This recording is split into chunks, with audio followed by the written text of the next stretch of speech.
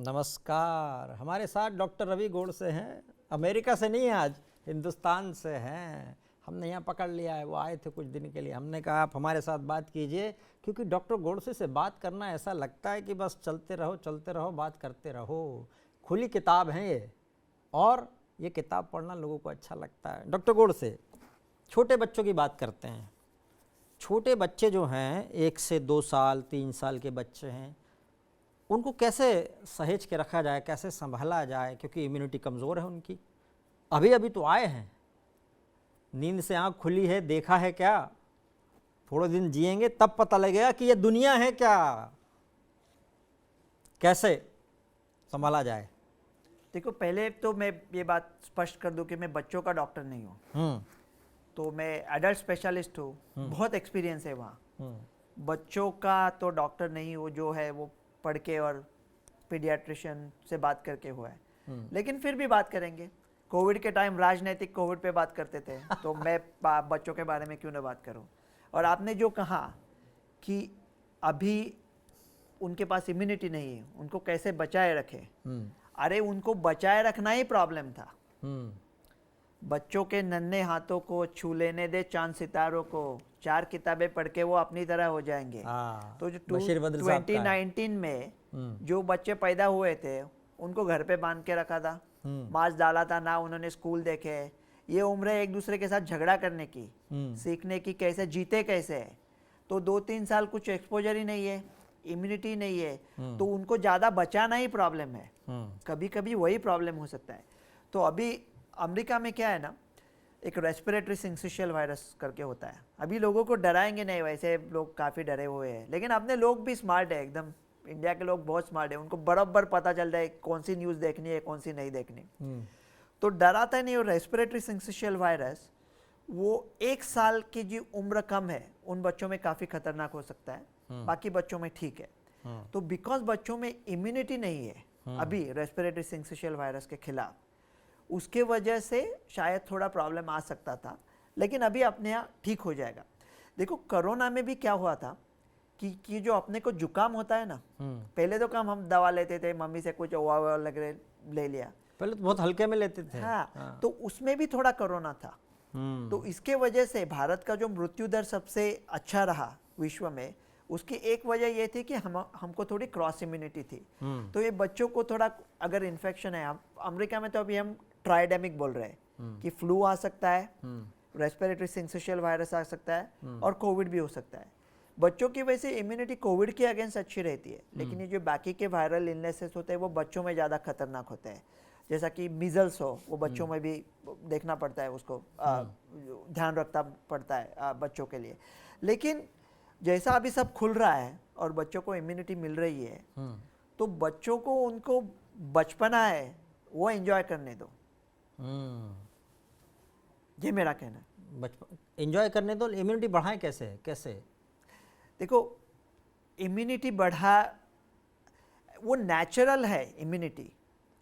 तो अगर आप पूछते कि आकाश को और नीला कैसे करें, जो इम्यूनिटी है वो जो हम लोग बूस्टर लेते, ये लेते, का उससे कुछ फर्क नहीं पड़ता। मीजल्स से डरना तो नहीं है? मीजल्स का डरना, देखो मैं डराता तो कभी नहीं हूँ किसी को। तो मीजल्स बच्चों में खतरनाक हो सकता है। यूएस में मीजल्स के केसेस आए थे। अभी क्या हुआ है ना, कोविड के डर के मारे सब लोग घर पे बैठे थे, तो बाकी का वैक्सीनेशन कम हो गया। और जो लोग वैक्सीन के खिलाफ है, उनसे मैं बड़ी आदर के साथ पेश आता हूँ, उनकी सब बातें सुनता हूँ। लेकिन उनको मेरा एक नन्हा सवाल है, ओके? अगर मैंने वैक्सीन ली और उन्होंने ना ली, ओके? अगर आपके यहाँ सामने कैमरामैन बैठे, एकदम खूबसूरत आदमी है, आप हमारे सामने बैठा है, अगर उसने वैक्सीन ना ली और उसको कोविड हो गया, मीजल्स हो गया, तो वो मुझे दे सकता है ना?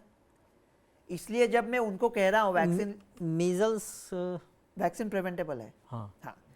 तो मेरा भी भला है ना उसमें। उन्होंने वैक्सीन ले ली, लेकिन अगर मैंने वैक्सीन ली और मुझे कोई साइड इफेक्ट हुआ, तो वैसा उनका क्या जाता है?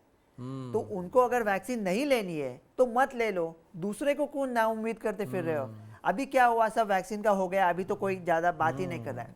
अभी उन्होंने इसमें निकाला तेरा है, घाटा है, मेरा कुछ नहीं जाता है। हाँ, तो अभी निकाला है कि हार्ट अटैक आते हैं। जो लोगों ने पहले अभी कोविड से निकले और बोलते हैं कि क्या निकाल सकते हैं जो वैक्सीन ली है, जो लोग कफन बेच रहे थे ना दूसरी लहर में, वो ऐसा कुछ धंधा निकालेंगे कि वैक्सीन निकाल। जो लोग अभी आराम से सुकून से जी रहे हैं उनको बोलेंगे। तो अभी मैं तो तंग आ चुका हूँ, मैं कह रहा हूँ ये सोशल मीडिया के मच्छरों से कि एक दूसरे को काटो, हमारा दिमाग मत चाटो, यू नो। मीजल्स के लक्षण क्या है? मीजल्स ज़्यादातर उसका रैश आता है 5वें या 6ठे दिन, और उसका बुखार आता है, और मुंह में भी ऐसे कुछ ज़्यादा। देखो मैंने अभी मीजल्स के ज़्यादा केसेस देखे कहाँ हैं, क्योंकि वो अभी बहुत कम हो गया, वैक्सीन प्रिवेंटेबल हो गया। मेरा मुद्दा ये था वैक्सीन के बारे में बात करने का कि नहीं, क्या ऐसा है कि 1957 से कुछ ऐसा कुछ उसका लिंक भी है क्या? 1957 नहीं, क्या है, अमेरिका क्या कहता है कि अगर आप 1956 के पहले आपका जन्म हो तो आपको डरने की कोई बात नहीं। पूरे विश्व में या सिर्फ अमेरिका में? देखो अमेरिका जब सोचता है तो कहता है पूरे विश्व के लिए अच्छा, है। हाँ। वो हमारे बेसबॉल के सीरीज को भी वो वर्ल्ड सीरीज बोलते हैं, उनको कुछ फर्क नहीं पड़ता। हाँ, तो वो विश्व के लिए भी ठीक है। 1956 के पहले जो जन्मे है वो ठीक है। हाँ, अगर आपका पहली सालगिरह के बाद आपने MMR का टीका लगवाया है तो आप ठीक है। अगर आपने पहली सालगिरह के पहले MMR का एक टीका लिया है तो एक बूस्टर लेना पड़ेगा।